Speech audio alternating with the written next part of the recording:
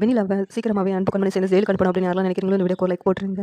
இங்கே அன்போட வீட்டுக்கு இன்ஸ்பெக்டர் வர்றாங்க. உடனேவும் அவங்கள பார்த்துட்டு எல்லாரும் அதிர்ச்சியாகி எதுக்காக வந்திருக்காங்கன்னு தெரியலையே அப்படின்னு யோசிச்சுட்டு இருக்காங்க. ஒரு நேரத்தில் பாட்டி இருந்துட்டு என்ன விஷயம் திடீர்னு வந்திருக்கீங்க அப்படின்னு சொல்லிட்டு கேட்குறாங்க.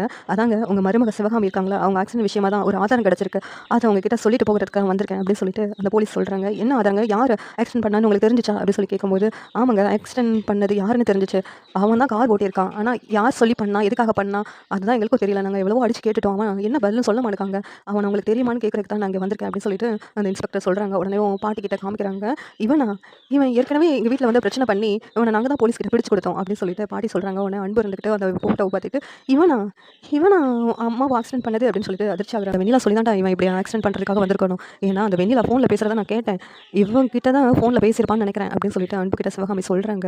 உடனே அன்பு இருந்துக்கிட்டு இவனை சும்மாவே விடாதீங்க, இவனை வெளியில் விடாதீங்க, இவனுக்கு சரியான தண்டனை கிடைக்கணும், அம்மாவே ஆக்சிடென்ட் பண்ணியிருக்காங்க அப்படின்னு அன்பு சொல்லிக்கிட்டு இருக்காங்க. உடனே கண்மணியும் இதெல்லாம் இவன் மட்டும் பண்ணியிருக்க மாட்டான், இவனுக்கு பின்னாடி யாரோ இருக்கிறாங்க, அவங்களுக்கு சீக்கிரமாகவே கண்டுபிடிங்க அப்படின்னு கண்மணி சொல்லிக்கிட்டு இருக்காங்க. உடனே சரி, நான் இவங்க மேலே விசாரிக்கிறோம், யார் எதுக்காக பண்ணியிருக்கான்னு சொல்லிட்டு தெரிய வரும், உடனே கண்மணியை பழி வாங்கணும்னு சொல்லி இப்படி பண்ணியிருக்கானா இல்லாட்டி எதுக்காக பண்ணியிருக்காங்கன்னு நான் கண்டுபிடிக்கிறேன் அப்படின்னு சொல்லிட்டு போலீஸ் அந்த இடத்த விட்டு கிளம்பி போயிடுறாங்க.